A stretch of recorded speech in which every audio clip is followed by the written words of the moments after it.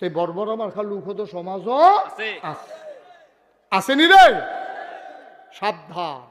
আল্লাহ তাবারক ওয়া তাআলা আজকের এই আয়োজনে যতক্ষণ আলোচনা চলবে খরগোশের মতো কান খাড়া করে মাছের মতো নিষ্পলক নয়নে নিশ্চুপ থেকে মনোযোগের সাথে আল্লাহ যেন আমাকে কথা বলার এবং আপনাদেরকে শোনার তৌফিক দান করেন। সবাই পড়েন আমিন। আমার কলিজার টুকরা যুবকেরা, সোনামানিকেরা, তোমরা এই দেশ গড়ায় এগিয়ে আসবে। তোমাদের থেকে পরবর্তী প্রজন্ম ভদ্রতা শিখবে, সভ্যতা শিখবে।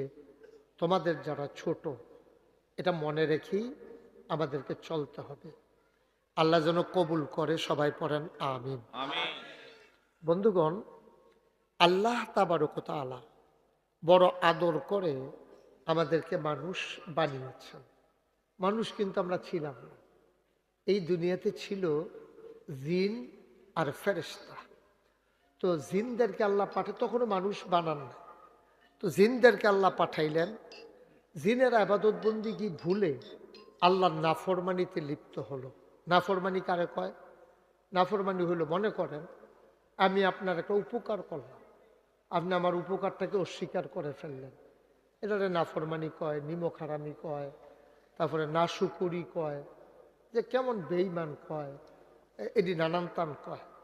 এটা মূলত হলো নাফরমানি। আপনি ফরমানকে, আল্লাহর দেয়া ফরমান আপনি মানলেন না।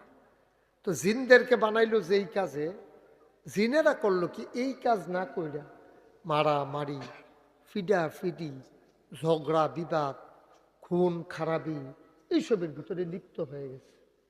আল্লাহ কুমা আমি বানাইলাম কি কামে, আর এই অসভ্যের দলে শুরু করছে কি তারই। তখন আল্লাহর তো সাত আছে কেন, আল্লাহর সাত উঠছে। সুবহানাল্লাহ না কেন? আল্লাহর কি উঠছে? সাত উঠছে। আল্লাহ খুব রাগ করছে। রাগ করে সেটা, আল্লাহর আবার পুলিশ আছে। আমরা দেশে যেমন পুলিশ আছে, আল্লাহরও পুলিশ আছে। আল্লাহর পুলিশের নাম হলো ফেরেশতা। সুবহানাল্লাহ না কেন? যেহানো যেটা কোন লাগে আমার লাগিয়া সেটা জুজুরে দেরি করেন না। আপনারাও দেরি করে না, লইয়া পড়বেন কইয়া। এমনি কোন জায়গায় সুবহানাল্লাহ কোন লাগে আন্তাজ আছে না, বুঝবো তো কইয়া লাইবেন ইনশাআল্লাহ। বলেন সুবহানাল্লাহ। আলামিন ভাই তো আগের থেকে পারেনি, সুবহানাল্লাহ পারেন না আপনি? বলেন আলহামদুলিল্লাহ। শুনো, আমি